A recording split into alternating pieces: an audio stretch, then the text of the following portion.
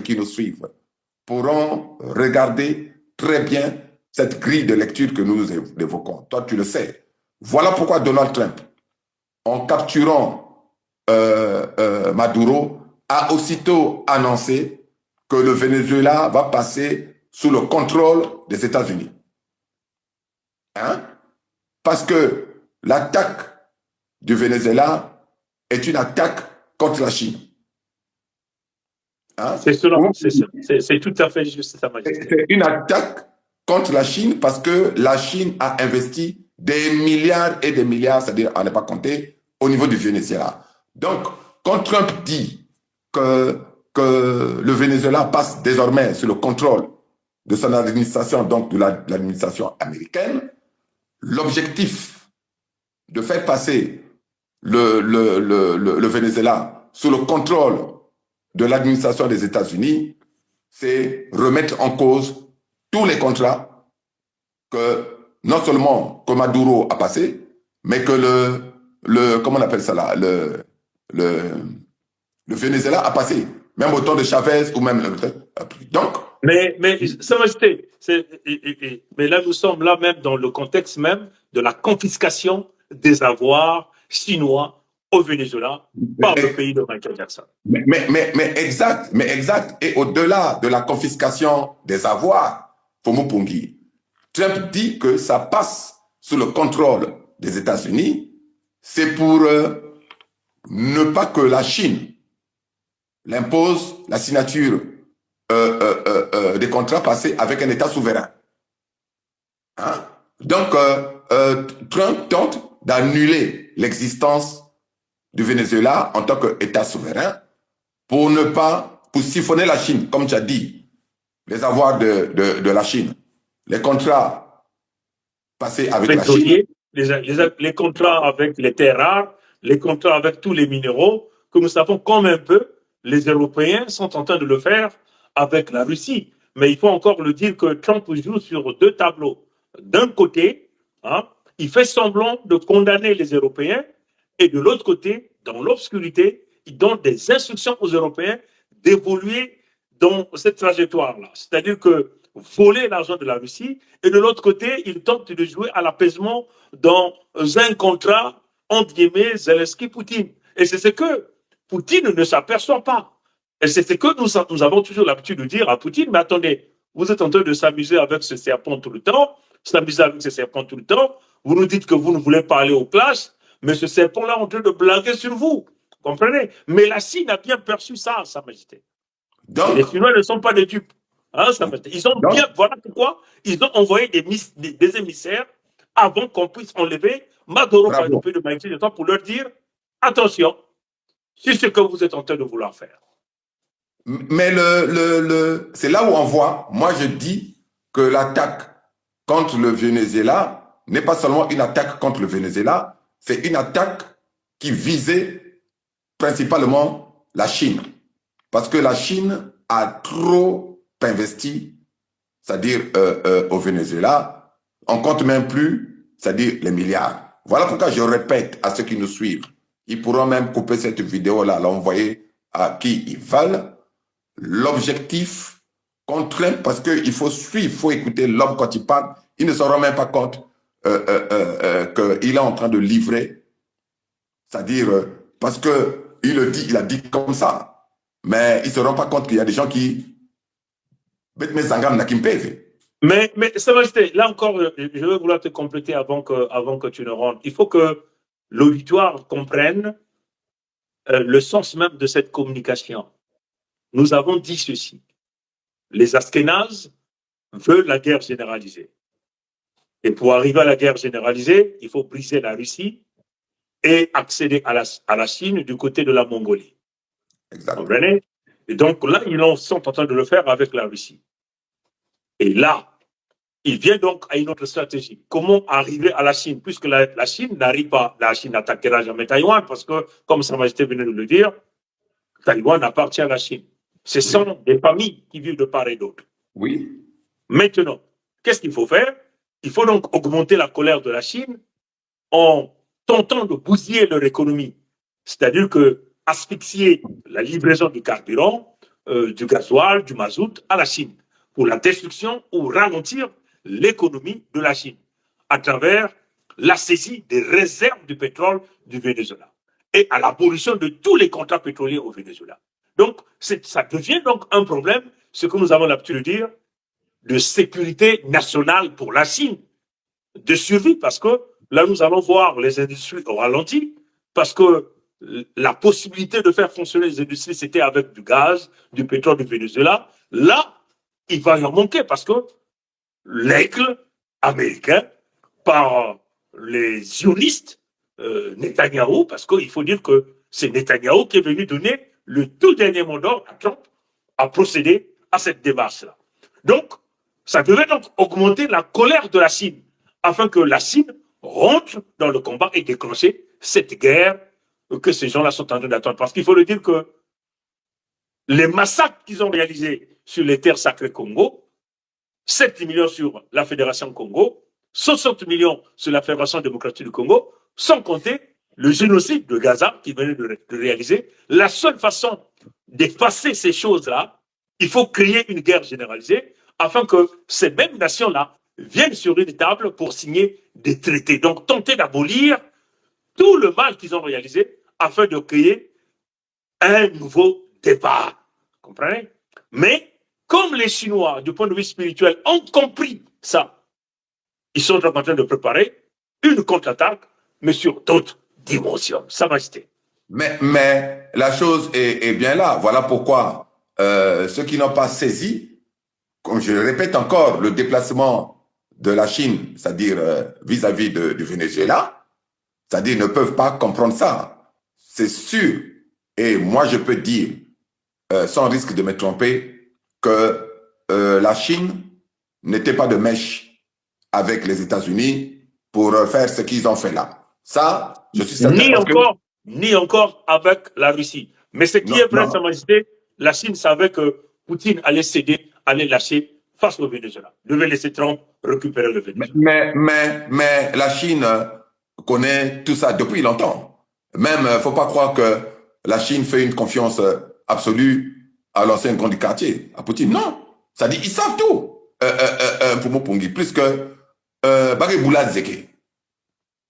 Oh. Mais les gens, c'est parce que les gens, c'est-à-dire, de fois, ne nous suivent pas. Hein?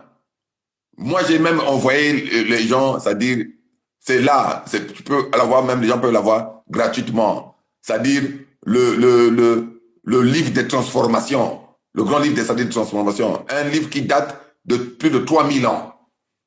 Mais les gens vont comprendre que la Chine ne fait jamais les choses, comment je pourrais dire, dans la précipitation, au hasard, aller déclencher des guerres et tout ça. La Chine, c'est sûr qu'ils avaient vent de quelque chose et ils sont allés attirer la sonnette d'alarme aux autorités du Venezuela, notamment à Maduro, en disant, fais attention, parce qu'en avant, qu'il y a quelque chose qui se trame, donc il y a peut-être des mesures qu'il faut déjà, c'est-à-dire prendre le plus rapidement. Et comme je dis et je répète, voilà pourquoi dans la précipitation, les Américains ont déclenché, c'est-à-dire l'action d'aller enlever, c'est-à-dire Maduro, c'est-à-dire au Venezuela. Et je dis encore, ça il faudrait que les gens le captent très très bien. Voilà pourquoi Trump a dit que le Venezuela passe désormais sous l'administration des États-Unis. C'est pour voler ou tenter d'annuler tous les contrats que la Chine a passés avec le Venezuela, voler les avoirs chinois, c'est-à-dire au Venezuela, asphyxier, y compris leurs installations et leurs investissements dans les installations notamment, c'est-à-dire du pétrole, parce que quand la Chine va dire, mais d'une certaine façon, il y a la continuité de l'État, donc si c'est pas Maduro, si c'est sa vice-présidente qui a pris l'autre là, mais il n'y a pas grand souci. L'essentiel est que la volonté des peuples soit respectée et qu'on ne tue pas les peuples. Et voilà, et nous, on investit là. Et on contribue d'une certaine façon au développement du Venezuela et à l'emploi et tout ça. Donc, cela, doit être garantie puisqu'au nom de la continuité, c'est-à-dire de l'État. Et c'est cette continuité de l'État que Donald Trump n'a pas voulu, et même jusque-là, c'est-à-dire il ne veut pas, parce que la continuité de l'État vénézuélien, ça voudrait dire la continuité des intérêts de la Chine au Venezuela. Mais lui, ce qu'il veut, c'est s'accaparer, c'est-à-dire du Venezuela, notamment du volet pétrole et tout ça. Voilà pourquoi j'ai suivi un peu les réactions Fomo Pongi. Dominique de Villepin, les gens disent que Dominique de Villepin, c'est le seul, même si c'est un Mouyongo, ils disent que c'est le seul dans le pays de Pompidou, que les gens appellent la France, à avoir dit les choses de manière claire. Parce il a dit que Donald Trump a fait un braquage, il a braqué la plus grande station d'essence du monde. Hein? C'est comme ça qu'il a résumé les choses. Il a dit que ça, c'est le braquage d'une station d'essence. La plus grosse station d'essence du monde. Et voilà pourquoi tu vois qu'il veut faire passer la gestion de la station d'essence comme le Venezuela sous son contrôle et sous sa coupe pour asphyxier l'un des plus grands investisseurs, c'est-à-dire du Venezuela, qui est la Chine. C'est tout. C'est même pas Maduro qui était visé. Parce que moi, j'ai même ironisé en disant à quelqu'un, j'ai dit que c'est sûr que les gens de la CIA, là, ou des FBI, comme on les appelle, toi, tu connais bien là-bas ces gars-là. J'ai dit, ils se sont trompés de pays. On les avait envoyés dans l'entité Congo avec C pour aller capturer Mathurin, Mathurin Albert. Ils sont allés au Venezuela. Hein? Tu comprends? Bon, j'ironise un peu, mais je ne sais pas si tu comprends. C'est là-bas où ils devaient aller. Mais comment ça se fait qu'ils sont allés au Venezuela alors que le plus grand tueur en série est là? Mathurin Albert, alias Sassou, déjà pour qui les ressortissants ont comment on appelle ça là, le travel ban. Hein? Interdit de rentrer. Et le deuxième, même pas le deuxième, ex-aequo. Il y a un premier ex-aequo, c'est Kagame Paul, avec Mathurin Albert à l'autre. C'est eux qu'il fallait aller très franchement capturer. Et puis, comme il dit qu'il avait signé des accords de paix par rapport à la Fédération démocratique du Congo, ex-Zaïre, ex-République démocratique du Congo, parce que c'est ce qu'ils veulent qu'on leur dise. Pourquoi il n'est pas allé capturer Nanga, ou je sais pas l'autre là. Bon, le gros pourrier encore, lui, on le laisse, parce que lui, il a le cerveau ailleurs. Lui, c'est comment je pourrais dire, le directeur de la morgue, puisqu'il dit Mboga Ango ici et Koufa. Et là, donc, c'est le directeur de la morgue dont le salaire lui permet seulement d'acheter ses costumes avec ses chaussures en crocodile. Mais pourquoi il n'est pas allé capturer le chef de M23, comme il a fait là? Hein? Mais Sa Majesté, c'est là où ça devient très intéressant. C'est-à-dire que pour l'auditoire, le peuple vénézuélien, le peuple épris de justice et de paix à travers le monde entier doivent bien comprendre, comme Trump a dit, we are going to run it, the people here in this office, we are going to run it. Ça signifie que ils vont contrôler le Venezuela. Ils vont faire fonctionner le Venezuela. Ça veut seulement dire que le Venezuela va changer de statut. C'est-à-dire que la constitution même du Venezuela est abolie. Le Venezuela passe par entre guillemets, un statut spécial dont le président, comme nous avons présenté, hein, comment on a appelé Trump? On a appelé Trump Trumpo Donaldo del Trumpo. C'est comme ça que nous l'avons appelé. Hein. On a dit le nouveau président du Venezuela. Je vais simplement vous montrer ce petit montage que nous avons eu à réaliser. On a donné donc ce nouveau nom de Trump qui devient le nouveau président du Venezuela. Et c'est ce que les gens doivent comprendre. Hein. C'est très poussé, hein, ce que nous venons de faire. C'est-à-dire que c'est un peu cette image-là que nous avons mis quasiment partout, nous allons mettre dans la partie communauté. On a dit, voici le nouveau président vénézuélien, Donaldo del Trumpo. On peut encore dire Donaldos del Trumpos. Vous comprenez? Donc, c'est le changement de constitution du Venezuela, changement de statut du Venezuela. C'est comme si le Venezuela devenait un 52e État, puisque Trump, dans sa vision, dit que le Canada, c'est le 51e État des États-Unis. Donc là, il est en train de viser désormais le Venezuela devient peut-être le 52e État. C'est là où c'est très dangereux. Ça s'appelle le vol. Et c'est là où on parle même de la fin de mensonge, la fin des 600 ans Oui. la fin de 600 ans de mensonges. Comprenez? Parce que les mêmes gens qui ont inventé les lois, qui se sont dit les maîtres de la démocratie, mais devant le monde entier, se met au braquage, se met dans un système d'enlèvement. C'est-à-dire que eux-mêmes, ils enfreignent aux lois. Comprenez? Ils enfreignent même au respect même des valeurs fondamentales de la création même de leur nation désunies. Hein, Sa Majesté.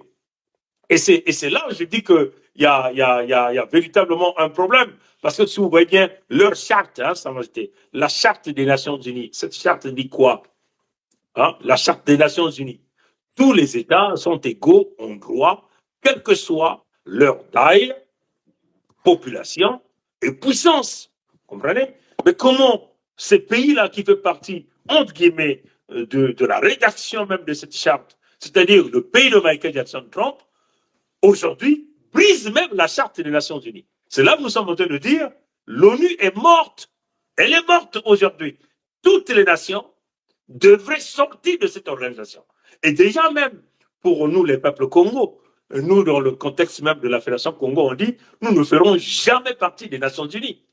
Parce que son secrétaire général, Guterres, l'a dit clairement que le M23 était hyper armé, que les forces des Nations Unies, c'est-à-dire les casques bleus, qui est financé par des frais statutaires de plus de 180 et quelques pays, incluant les 5 pays qui font partie du Conseil de sécurité, c'est-à-dire que la Grande-Bretagne, la France, la Russie, les États-Unis et la Chine. Comment pouvez-vous expliquer qu'une force de rébellion de quelques têtes est plus armée, hyper armée, que l'armée dirigée par, entre guillemets, les grandes puissances. Hein? C'est-à-dire que l'Amérique, la France, la Russie, la Chine et les États-Unis d'Amérique. Ça pose véritablement un problème. Et en ce moment-là, la Fédération démocratique du Congo, c'est-à-dire que le groupe rien, Tshisekedi Félix Tshilombo devait sortir son pays de ces Nations Unies. Parce que la vérité est là. Et quand il y a encore les armes que le M23 a, viennent de quelque part. Mais qui est quelque part? Quelque part, c'est l'Israël global, c'est le pays de Michael Jackson, c'est l'Europe globale. Donc c'était clair. Le mensonge vient là de terminer. Eux-mêmes sont en train de sortir le mensonge qu'ils ont longtemps manigancé. Ce mensonge-là est devenu public aux yeux de tout le monde. Et comme nous avons l'habitude de dire, le diable est dehors. Il n'a plus honte, il opère aux yeux de tous et au vu de tous. La seule façon de pouvoir assister le diable, c'est le feu. C'est-à-dire qu'il faut larguer les bombes nucléaires auprès du grand brigand que nous appelons ici Israël global, l'Amérique globale. C'est la seule façon. Parce qu'on ne peut plus continuer de fonctionner de cette façon, ça va être. Pour mettre terme à ce gros mensonge, il faut créer des répliques. Il faut qu'il y ait des gens, des peuples qui se lèvent d'une manière claire pour parer la route à Trump, parce que la Trump dit qu'il est au-dessus de la loi. La même loi qu'il est à temps vantée. Hein? Il dit qu'il ne va plus jamais le respecter. Nous sommes ici dans le contexte du Far West, Texas. C'est-à-dire que la règle de la muchacho, cowboy, toya, toya. Comprenez? Nous sommes ici au Far West, Texas. C'est la muchacho, cowboy, toya, toya. Donc, comprenez? Donc, nous sommes ici dans le contexte de la barbarie.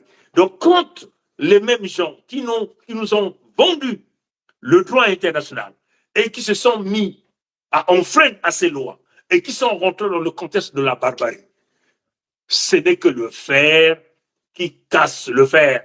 Le créateur vivant premier, Mfumunza Biampungu, a fait descendre le fer sur terre. C'est le fer qui casse le fer. Il n'y a que la puissance qui reconnaît la puissance. Maintenant, dans le monde des humains, quelle est donc cette puissance? La Russie? La fiabilité de la Russie, nous le mettrons en cause d'une manière totale. La Chine va-t-elle le faire? Nous ne savons pas, mais peut-être la solution viendra du côté des Moudjahidines, parce que next step pour le brigand Trump, c'est l'Iran. Parce que là, vous êtes en train de voir qu'il est en train d'activer le feu là-bas avec des manifestants. Et il dit, il ira désormais s'attaquer à l'Iran si et seulement si les leaders iraniens s'attaquaient à leur peuple. Mais il faut encore poser la question à Donald Trump. Nguesso Mathurin Albert, alias Sassou Nguesso Deni, est en train de tuer les jeunes Congo dans les ruelles des villes au niveau de la Fédération Congo. Qu'as-tu fait pour pouvoir arrêter Nguesso Mathurin Albert, alias Sassou Nguesso Deni, avec son agent Oboa? Qu'as-tu fait? Tu n'as rien fait. Comprenez? Donc, si tu accuses Maduro de narcotrafiquant et que tu vas l'appréhender, mais tout le monde sait dans la sous-région que le grand trafiquant de la drogue au niveau de ces terres, c'est Nguesso Mathurin Albert, alias Sassou Nguesso Deni, qui a brièvement entraîné Mbalo de la Guinée-Bissau. On sait que Mbalo fut un gros trafiquant, mais le parrain de la drogue, c'est qui? C'est Nguesso Mathurin Albert, alias Sassou Nguesso Deni, et qui est aussi en train de s'attaquer au peuple Congo. 7 millions de peuples Congo tués, à l'heure actuelle, il est en train d'abattre dans les ruelles des terres sacrées Congo, les jeunes Congo. Mais pourquoi Trump ne veut pas aller protéger Nguesso Mathurin, ne veut pas aller protéger les peuples Congo en enlevant ou en butant Sassou Deni de son vrai nom, Nguesso Mathurin Albert. Donc nous sommes en train clairement de le dire, pourquoi Trump veut vouloir protéger un narcotrafiquant, parrain de la mafia, de la drogue, celui-là même qu'il a déjà mis sur la liste des pays terroristes, hein, Sa Majesté, dont les membres, les diablotins du Ponomonium continuent de se pavaner dans le pays de Michael Jackson. Quand on nous a même donné des noms des gens qui sont aujourd'hui au pays de Michael Jackson, qui traitent Trump de menteur parce que eux, ils étaient capables de rentrer dans le pays de Michael Jackson avec des visas. Donc, qui a donné des visas à ces individus qui sont sortis de l'entité Congo avec ces que Trump a classifié parmi les pays terroristes et que ces gens-là ne devaient jamais avoir le visa de rentrer au pays de Michael Jackson. Donc, c'est un jeu. Si tu accuses Maduro narcotrafiquant, mais tu as Nguesso Mathurin Albert, alias Sassou Nguesso Deni, qui fait rentrer la drogue aux États-Unis et qui tue les peuples Congo, mais tu n'es pas capable de pouvoir l'abattre. Donc, nous comprenons simplement que Nguesso Mathurin Albert est un agent de la loge diabolico-satanique maçonnique gérée par les sionistes, c'est-à-dire que les Askénazes, les faux juifs. Voilà pourquoi il a cette protection, mais c'est à nous, le peuple Congo, d'exécuter cet individu sans état d'âme. Sa Majesté.